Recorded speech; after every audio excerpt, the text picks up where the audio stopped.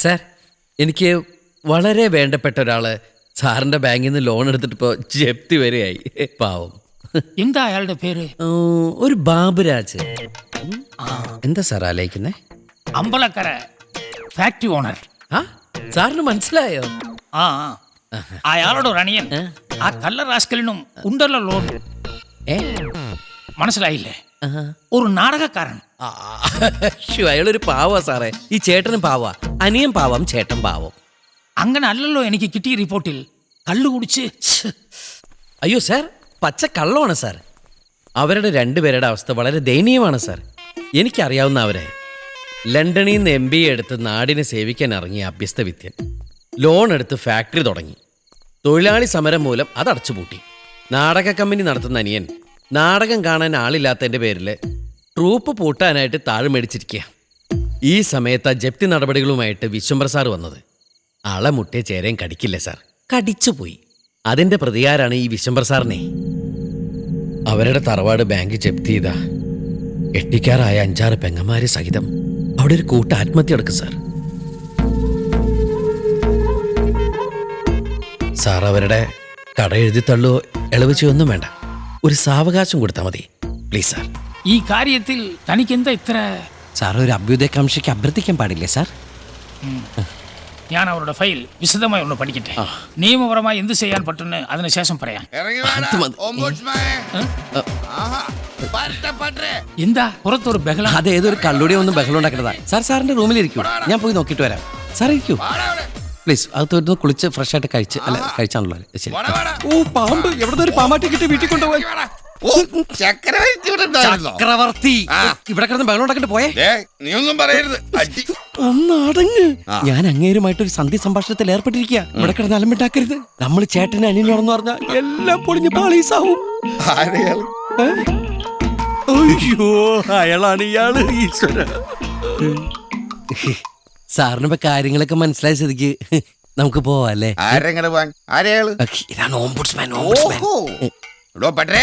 എന്റെ കമ്പനിയിലെങ്ങാലും കാലൂത്തി തന്റെ വായിൽ പന്നിപ്പടക്കം വെച്ച് പൊട്ടിക്ക് ഞാൻ. അയ്യോ, അങ്ങനെയൊന്നും ചെയ്യരുത്. തോട്ടയിട്ടാലോ ചേട്ടൻ ഇത് വണ്ടി. അയാൾ എന്താ എന്നെ ചെയ്യാൻ പോകുന്നതെന്ന് കാണട്ടെ. ഏട്ടനൊരു പാവാ, വെറും പാവം. ഇപ്പൊ സംസാരിക്കുന്ന ഏട്ടനല്ല, ഏതോ കൂതർ റമ്മ. ശരിക്കും വായിൽ കൈയിട്ടാ പോലും കടിക്കാത്ത മാന്യനാ. എങ്കിൽ ആ വായിലൊന്ന് കൈയിട്. അയ്യോ, ഇപ്പൊ കൈയിട്ട് കഴിഞ്ഞാ റമ്മൊക്കെ മേത്ത് വീട് ഛർദി പോലെ ആവില്ലേ? ചേട്ടാ വണ്ടി. നീ എന്തിനാണ് ഇയാളുടെ മുമ്പിൽ കൂങ്ങിയാൻ പോണേ? പറ്റേ മേലും കീഴും നോക്കാനില്ല. ഒരു കാര്യം ഞാൻ പറയാം, എന്റെ കുടുംബം കൊല്ല്, ഒന്നിട്ട് ജയിലിൽ പോ. വയസ്സായ തന്തയ്ക്കും തള്ളയ്ക്കും വീട്ടിലിരിക്കുന്ന ഭാര്യയ്ക്കും കുഞ്ഞിനും ഒക്കെ സമാധാനാവട്ടെ. ഒന്നിട്ട് അങ്ങോട്ട് പോ. സമയം വൈകി, കുറച്ച് തിരക്കുണ്ട്. പോട്ടെ ചക്രവർത്തി. നാളെ പറഞ്ഞ പോരെ. എനിക്കായിരുന്നു മനസ്സിലായി. അകത്തേക്ക് വാ. എവിടെ ഡോറ്? ബാങ്കിന്റെ നടപടികൾ നടക്കട്ടെ. എല്ലാം പൂട്ടിക്കിട്ടിട്ട് ഏട്ടൻ വല്ല ജോലിക്കും പോട്ടെ. ഞാനും പോവാ വക്കീൽ പണിക്ക്. ഒരു വക്കീലായി എനിക്ക് വേണമെങ്കിൽ 10 കള്ളക്കേസുകൾക്ക് വേണ്ടി കോടതിയിൽ വാദിക്കാം, ജീവിക്കാം. പക്ഷേ അതൊക്കെ വേണ്ടാന്ന് വെച്ചത് കലയോടുള്ള സ്നേഹം കൊണ്ടാണ് സാർ. പറഞ്ഞിട്ട് കാര്യമില്ല, എല്ലാത്തിനും കാരണം എൻ്റെ അച്ഛനാ. അച്ഛൻ എന്ത് പിഴച്ചു? അച്ഛൻ കല്യാണം കഴിച്ചല്ലേ സാർ പ്രശ്നമായത്. അതുകൊണ്ടല്ലേ ഞങ്ങൾ ഉണ്ടായത്. ഇല്ലെങ്കിൽ ഈ ലോണും ബാധ്യതയൊക്കെ ഉണ്ടാവോ സാർ?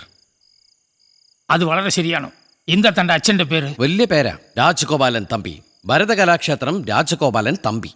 ഭരതകലാക്ഷേത്രം രാജഗോപാലൻ തമ്പി. ആ, അമ്പലക്കര ഭരതകലാക്ഷേത്രം. അല്ല, സാറ് കേട്ടിട്ടുണ്ടോ? അറിയോ? അയാൾക്കും ഒരു ലോണുണ്ട്. അച്ഛനും ലോണുണ്ടാ? വെറുതെ അല്ലട്ടോ ഞങ്ങൾക്ക് ഈ സ്വഭാവം വന്നത്.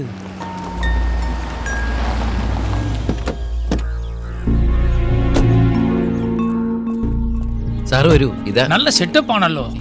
ബാങ്കിനൊരു മുതൽക്കൂട്ട് തന്നെ. ബാങ്കിന് മുതൽ കൂട്ടിയിട്ട് സാറിന് എന്താ ഒരു നേട്ടം? സാർ ഇരിക്കെ, ഞാൻ ജപ്തിയാണല്ലോ മുതലിനൊക്കെ വിളിച്ചിട്ട് വരാം.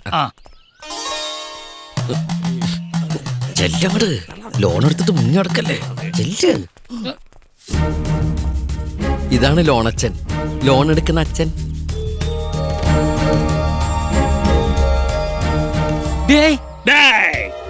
ദയവ് ചെയ്ത് ലോണിന്റെ പേരിൽ തമ്മിൽ തല്ലരുത് പ്ലീസ്.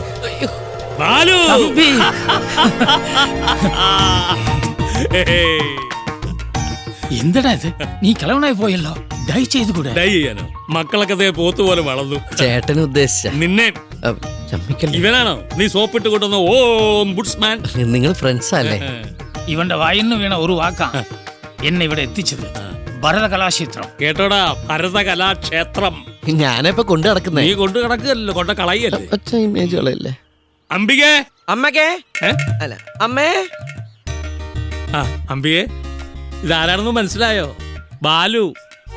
ഞാൻ എപ്പോഴും പറയാറില്ലേ, പാലക്കാടൻ പട്ടരെ. നമസ്കാരം. കുടിക്കാൻ എന്താ? ഏയ് അദ്ദേഹം കുടിക്കില്ല.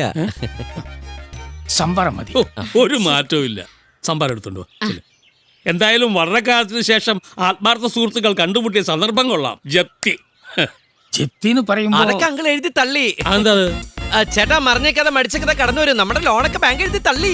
തള്ളിയോ? ആ തള്ളി. ആര് തള്ളി? എവിടെ തള്ളി? എങ്ങോട്ട് തള്ളി? തള്ളിയില്ല.